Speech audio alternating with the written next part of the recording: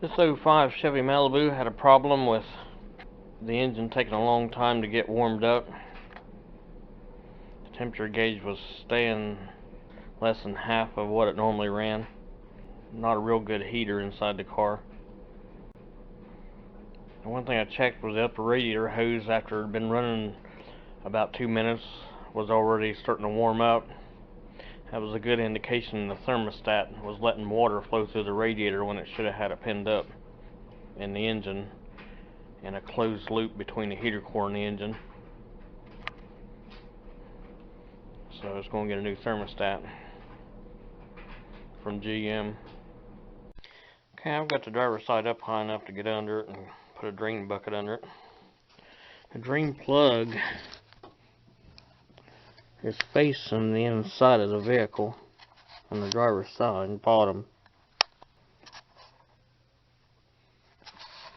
You gotta be careful with these drain plugs, you can break them. If you're turning it with a pair of straight pliers, be sure to just kind of work it as you turn it and pull on it a little bit. Help get it moving. I'll take this air tube off. I might be able to reach right down in there from the top using these straight pliers. Turn it. I'll go ahead and pop this vent pipe out of the air cleaner pipe and take this clamp loose. This hold down. And about any one of these clamps over here. Probably this one. And lift that up out of there. Okay, the air tube's up out of there and off the throttle body.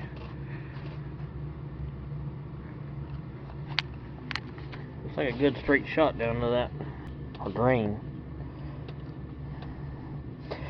Oh, the training line's kind of in the way. I'll get it draining. Target is this, where this upper hose goes to. That's the thermostat housing back there. Two 13mm bolts holding it to the engine intake. And unfortunately, this is the one with just threads on it, no pins sticking out of the side of it, so it's a matter of getting it broke loose and then threading it out. I'm going ahead and draining all the antifreeze because this thing has 10 years on it. It needs a fluid change anyway.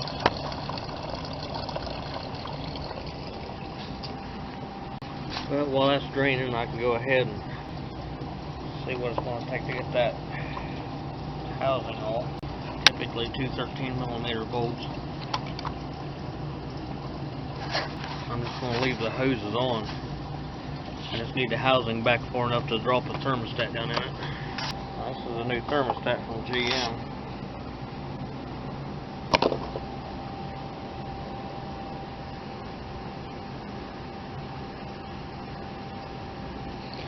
It's the most reliable. I really don't recommend using aftermarket thermostats. You don't know what'll happen over that. Simple shallow well 13mm and a short extension. Get you right in there.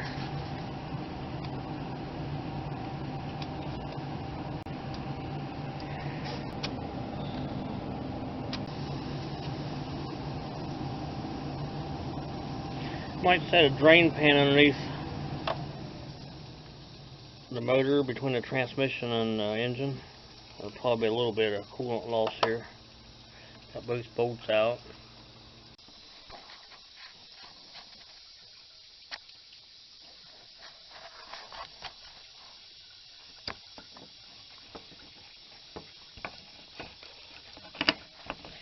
There's the jewel there.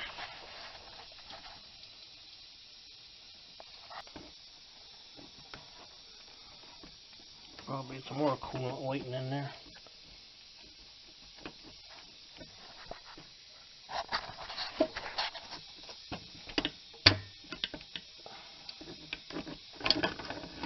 And the O-ring's stuck in it.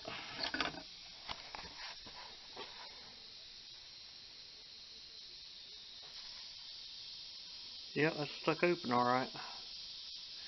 See daylight around the center part.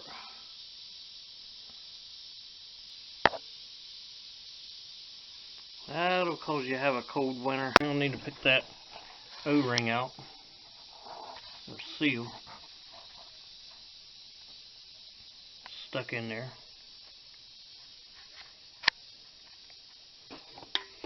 There's a black seal stuck. That needs pulled out of there before you put a new one in there, or problems will arise. I'm going to use a seal pick to catch it, fill it up.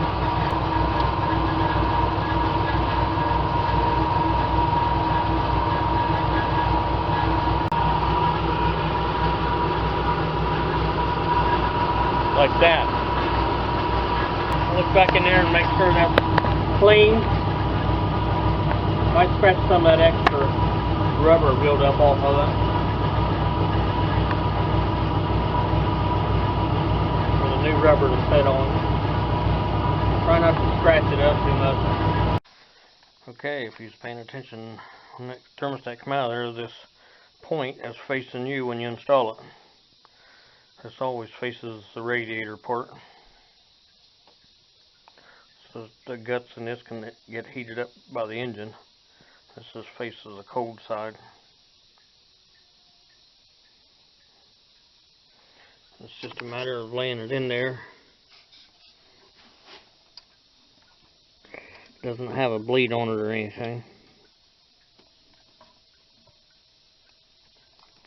Just press it in there and that O-ring will kind of wedge in there and keep it in there while you put the housing. When you stick a housing, don't bump into it. And you're sticking the housing back in there, and just hold the housing flat while you put the screws back in it. Make sure the thermostat don't slide out of that trough. And you tighten it down on it, you'll bend it. Pay attention to what you're doing. I stuck the bottom bolt in. You just got it down to where the housing don't move, and that's holding it flat against that. And I'll put the top bolt in. These tighten down to 18 foot-pounds.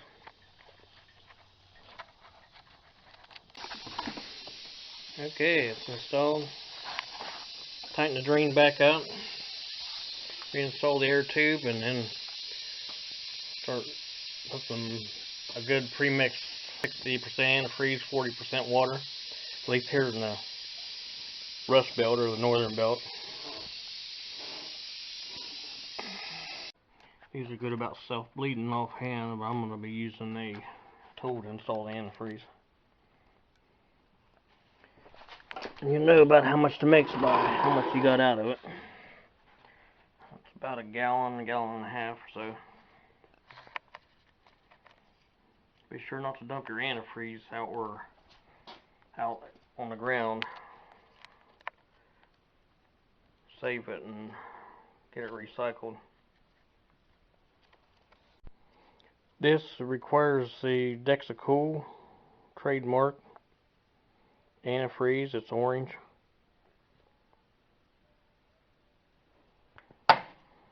Signifying orange by the cap on the top of the antifreeze container.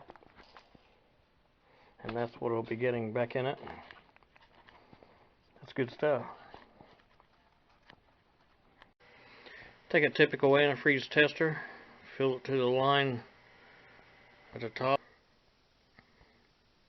set it on your freeze protection. I typically make it -40 in case the customer would happen to add some water to it. It'll drop their freeze protection pretty fast, putting straight water in it. Okay, the system's full, a little over full. I use the airlift system to install the antifreeze, and there will always be little air bubbles stuck to the surface of the lines, and it'll settle down. The air tube's installed. Make sure your vent tube's stuck in a valve pan cover. This one's getting a little warped. It's still sealing it up for now. It just lays in a hole in the back of the corner of the valve cover. But it'll interfere with the fuel mixing if it's left off or out of there.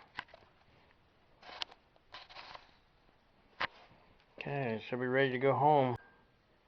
Test drive it and make sure the engine's getting up to operating temperature and no leaks.